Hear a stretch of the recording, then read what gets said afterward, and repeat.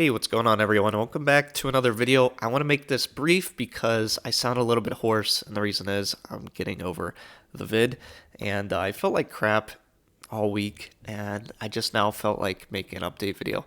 I would have made one earlier because I want to talk about something that happened to me.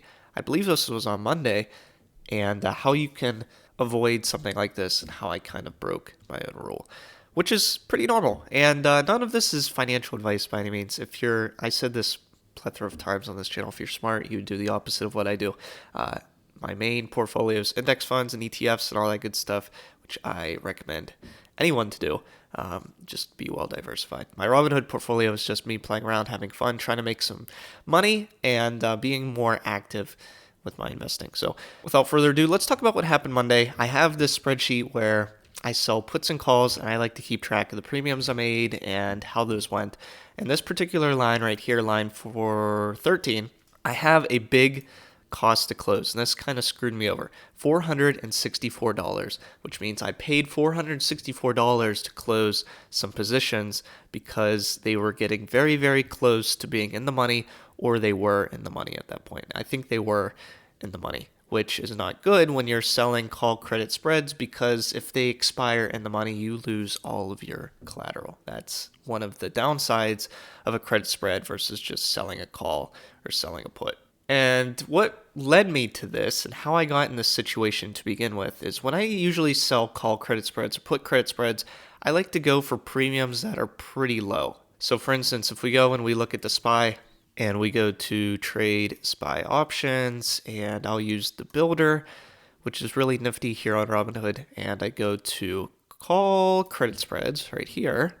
The market's closed tomorrow, so the next available one's January 17th, and usually what I like to do is I like to open positions that are like $5 in premium or lower. So maybe this one right here, and you can see I actually have 3 positions open at this strike right here. But if I were to open a new position, something like this is what I would look to, because I see, yeah, it is lower premium, but in my mind, it is also less risky. It's less risky of being in the money when the time comes. And so how I fell into the trap of having to pay this much and getting to this point was, as the price of the SPY kept going up, I would keep doubling down on that same position, and the premium would be more. So maybe instead of $4, it was $10, or maybe it was $15, and it kept going up, and I kept getting more premium, sure, but the price was getting closer and closer to the strike or the spread.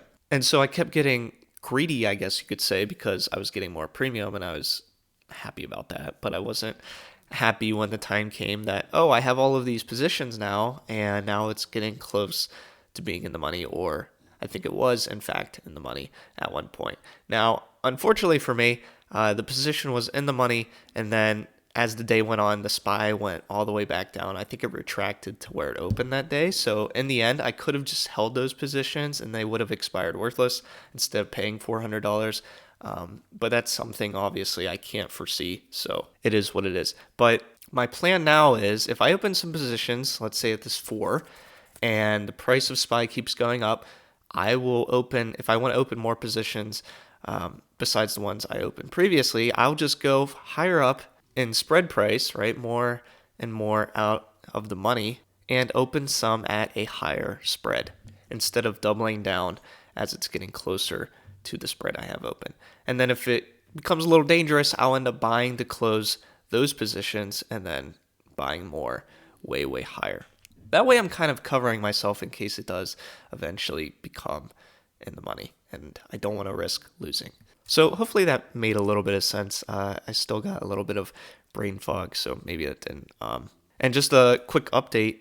So far, if everything stays the same, which I don't expect it to, but if everything does stay the same, I'm up almost $200 in premium so far this month. And besides just opening put credit spreads and call credit spreads on SPY, which have been my bread and butter so far this month, I've also sold a put on SoFi. I sold a $5 put, expires $120, and I gained $19 in premium there. And then I also opened the same. This should also be a strike price of $5. I also opened another one previously for $24 in premium on SoFi. So I've also been selling puts on SoFi besides, just opening call credit spreads or put credit spreads. So that's it for this video, guys. Thanks so much for watching. I hope to see you in a future video.